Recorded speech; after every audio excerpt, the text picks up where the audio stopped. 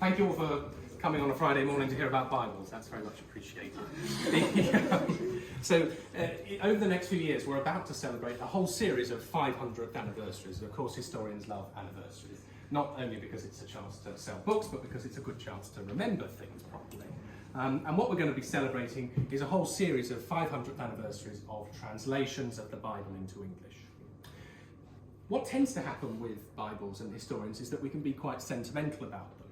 We can view them as objects of immense spiritual and theological value, and we can forget that they're also highly commercial goods.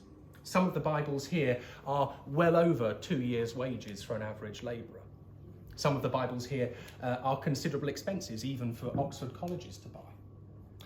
And so my current project tries to think a little bit about how Bibles are being sold, about the commercial value of Bibles, and in effect, about how Bibles become hot business opportunities for printers in London. Here then, we've got what's known as the Bishop's Bible. This is the Bible that Elizabeth I agrees to have translated. The original printer to the Queen, produces, as you'll see after, a wonderful title page with Elizabeth being crowned. The problem is that title pages are also used as advertisements to sell books. That's why printers want their names on them. That's why they have the date on them. It's why they try and show off information about them. The printer forgot to do that. And so rather awkwardly, a year later, as you'll see, he had to cut out the image of the Queen, leaving this very strange window of two angelic figures crowning an empty space. He did this because he wanted to advertise that this was the official Bible of the Church of England. He had to do that because in the interim period, the Bible next to it had started to enter English Bible markets. Readers had started to buy it. And so for the first time, there was competition in the English Bible market. Richard Jugg, the printer here, died shortly afterwards. Richard Jugg is not a good businessman. The Bible market is a lucrative one, and he wasn't making the most of it. In comes Christopher Barker, who became printer to the Queen in 1577. At the time he became printer to the Queen, he had no experience of printing, he owned no printing presses, and he self-confessedly wasn't very interested in books.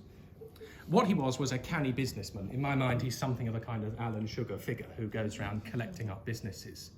And what he rapidly worked out is that the Bible market, as it was not working because there wasn't enough diversity. There wasn't enough options for readers of different statuses, of different purposes, and with different incomes to buy things. But his big problem is that the copy that most readers were interested in, the Geneva Bible, was not the Bible allowed for use in churches. He came up with a solution, a cheeky solution, which was to make the Geneva Bible look almost identical to the Bishop's Bible.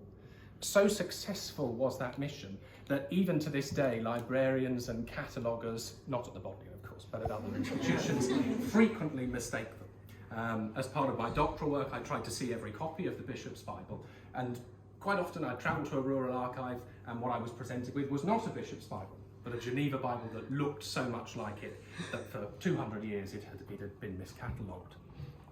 Why does Barker do this? Well, he does this because he wants to add to what is in theory a relatively illegitimate copy of the Bible, authority. So he puts the royal coat of arms, he puts the imagery from the Bishop's Bible onto that Geneva Bible title page. A nice detail on this one is that at the bottom, when you come up and see afterwards, the piece of paper that reveals who the printer is a paste down, as in it's been added afterwards, it's been glued on. That's an extremely laborious thing for a printer to do. In this case, he chose to do it because the initial title page forgot to say that he was printer to the Queen. Now, in the case of the Geneva Bible, that was a very useful thing to say because, again, it added a sort of air of authority to a version that was not, in fact, allowed by the Queen. So he didn't print this book in his position as printer to the Queen, but by putting that on, you can see how a reader could easily mistake that. What did Barker do with these versions? Well, he introduced what might have been the first buy one, get one free offer.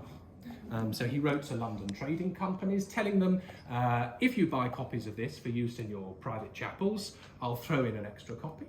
If you sell 10 copies to your members, you'll get both copies for free. So he's an extremely canny businessman who is approaching the Bible not as the holy word of God to be venerated, but as a highly lucrative and desirable item. Of course, the church weren't terribly happy with this situation, but in theory, the way this had been done was entirely legal, was entirely sanctionable. The King James Bible, then, the version that more of you perhaps have heard of than the bishops in Geneva at this end, is intended to stop all of this confusion. When King James comes to the throne, he's greeted by, he's come down from Scotland and he's greeted by, on the one side, some angry Puritans, on the other side, some angry bishops, and presumably just wants to run back off to Scotland. But what he agrees is that a new translation will be sanctioned. The problem again is that the market for Bibles didn't want uniformity. It wanted this diversity. Readers still wanted to be able to buy and use Bibles of different translations. Readers who were willing to pay more wanted fancy title pages. Readers who wanted to pay less wanted simple cut-back versions. What we see here is how when the King James Bible comes along, it's printed initially in this smaller format by a printer who uses the exact same design as Geneva Bibles before. So again, these are sometimes confused by cataloguers because they look incredibly similar, and what a cataloguer may sometimes do, or a researcher may sometimes do, is check the first few lines of a Bible to see, well, which translation is it. The problem again is that the King James and Geneva Bible first few lines are again very similar, so you can get really kind of caught up in which Bible is which. So what we've had up until now then is a confusing situation around Protestant translations of the Bible. At some point, all of these had been allowed, but they should have been replaced and gotten rid of, but they weren't. What we have at this end of the table is a much more problematic, a much more dangerous error on the part of English printers in some ways. So what we have here is the translation of the Bible into English approved by the Catholic Church in 1582. Up until the 1580s, the Catholic Church had rejected all of the translations back here, claiming that to translate into English is not only wrong, but not necessary. It creates problems, it creates heresies. But one problem was that Catholic readers were also interested in buying some of these texts. They'd make changes to them, yes, but they'd own them. So the Catholic Church decided they do need an English Bible of their own translation. At the start of this translation, the Catholic who translated it, Gregory Martin, spends about 100 pages attacking all of these Bibles. And so the Church of England are left in a difficult position. They need to respond to this. They need to say, well, no, we're not wrong, they're wrong. And so William Fulke, an eminent theologian, master of a Cambridge college, is tasked with criticising this version. His method of doing so, as you'll see, was to print all of this translation of the Bible alongside that translation of the Bible side by side, and then to give notes around the edge that say things like, here's how the Catholics have made a silly mistake, here's how we've done the right thing. The problem is that this text is, in theory, outlawed. It's not a text you're allowed to own. This text is. And so if you're a Catholic reader who wants to own the Catholic translation of the Bible, you go and buy the refutation of the Catholic Bible and just ignore the Protestant. This is a bestseller. It's a bestseller. It's probably the only work of theology we can call a bestseller in early modern England because Catholics buy it. And in this copy, we can see that the left-hand side of the page, Catholic translation, is the bit that has had annotations made to it, and that is very typical across all the copies I've seen. This copy is actually the copy that belonged to Elizabeth I's nephew, Lord Hunsdon. Her cousin, rather, Anne Boleyn's nephew, Lord Hunsdon.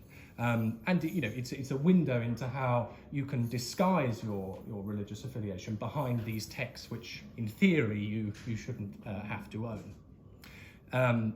This text then goes through a number of reprintings in the 17th century because printers know that there is a market, a hidden market of Catholic readers who want to buy and own a text that it's safer to own in this form. And so I suppose to wrap up then, what we're seeing here is how Bibles are commercial objects. They're objects which are changed and refashioned. And so, on the one hand, the Word of God is a timeless, immortal thing. But of course, in the act of printing it, you render it material and temporal, you make it a commercial object. And the relationship between the Bible as the kind of divine canon of truth and the Bible as a material book is what my project is now exploring. And I thought the title pages would be a little window into just how messy all of this is. Thank you very much.